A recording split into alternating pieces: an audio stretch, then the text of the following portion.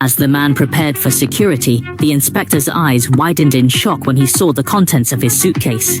Inside was a sniper rifle and gear. The security alarm blared loudly. Police ordered him to stop. Calmly, he raised his hands, revealing 2 guns at his waist.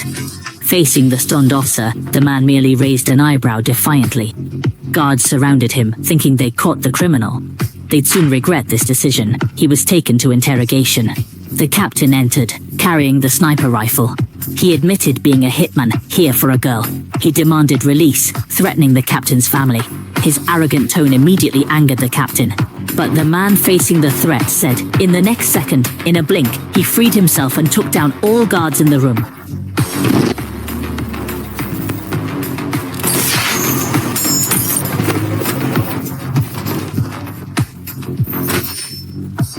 The stunned captain was shot and dragged away. Donning a soldier's uniform, he swaggered out of the room. Alarms blared. He lowered his cap to blend in, but a soldier spotted him. Everything all right, sir? Sir? Outside, he found his target had stolen a police car. Mary Zheng was leaving. He rushed to the roof and set up his rifle. Suddenly, a subway blocked his view. The killer wouldn't give up. Then, he took the shot. But who exactly was this mysterious assassin? 30 years ago, a professor backed by the US military launched a human enhancement project. Using genetic tech, they created super agents, nameless but for numbers on their necks. These agents were sent on various assassination missions. Chiang was a top agent, but the deaths troubled the professor. He fled at night, vanishing. The military, to cover up, burned all data and destroyed the base. Chiang and the military tried restarting the project, but lacked the professor's key data. Progress stalled. To find the professor, they targeted his daughter, Xiao Mei. Dashan was sent to get close to her. When the killer learned this, he sent Chiang to eliminate both. Chiang tracked Xiao Mei's location via car cameras. Just as Dashan found Xiao Mei, Chiang caught up. In an instant, Chiang was taken down. Chiang grabbed a passerby, knocking Dashan down.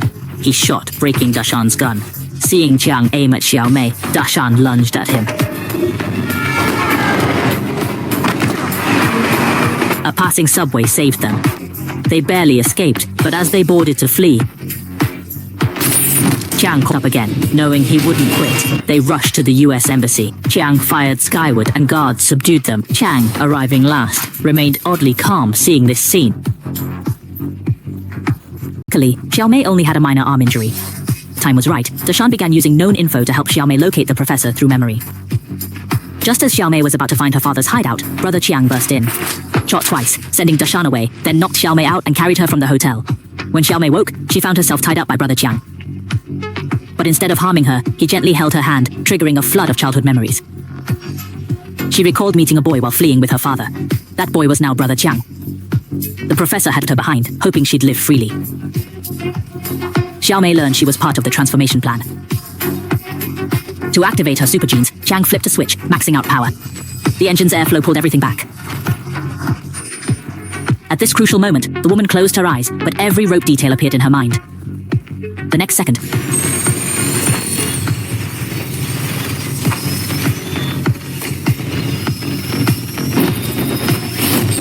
she easily freed herself. Chiang did this to activate her Kegong gene, knowing she had predictive abilities he lacked. But before they could leave the factory, tech company assassins arrived.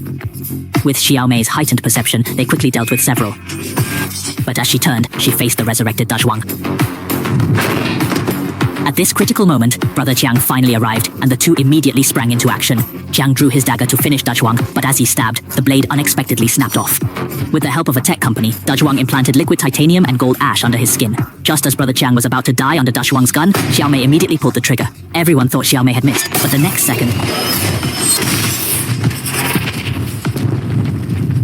Dazhuang lay stunned on the ground. Brother Chiang and Xiao Mei immediately fled the scene. Based on various clues, Xiaomei deduced that her father was hiding in Singapore, where the tech company's headquarters was also located. Time was of the essence. The two immediately boarded a flight to Singapore, unaware that the tech company had discovered them as soon as they left the terminal. Xiaomei soon spotted her father, but before they could exchange words, the pursuing assassin caught up with them. Luckily, Brother Chiang reacted swiftly, narrowly saving their lives. The three then jumped into a car to escape, but the tech company's hitmen had already set up an ambush on the street. In the blink of an eye, their car was riddled with bullets. Seeing this, Brother Chiang kicked open the car door. Although they eliminated most of the assassins, the fleeing professor was unfortunately shot during the escape. To avoid being wiped out, Brother Chiang had no choice but to retreat with Xiaomei first, while the professor was captured by Da Zhuang, who had caught up. Da Zhuang brought the professor back to the company, forcing him to reveal the super agent's data. But the professor, knowing their ruthless ambition, refused to talk despite the threats. Just as Da Zhuang's frustration turned to anger, Xiaomei crashed a helicopter through the front gate. Exchanging the super agent gene difference awakened a new person in him. In mere seconds, he took out all the remaining guards. By the time Da Zhuang brought the boss to the safe room, Brother Chiang had long been waiting. The two immediately engaged in combat once more. Powered by his titanium alloy armor, Da Zhuang quickly pinned Brother Chiang against the wall. At the critical moment, Brother Chiang pulled out a metal cord, wrapping it around Da Zhuang's neck before pressing it against an exposed electrical wire. With a burst of sparks and lightning, Da Zhuang was finally sent to the afterlife by Brother Chiang. Meanwhile, the boss had brought the professor up to the roof.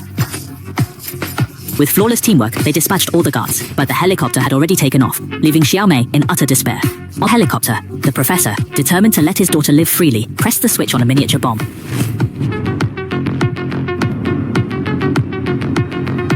Professor traded his own life for Xiaomei's eternal peace.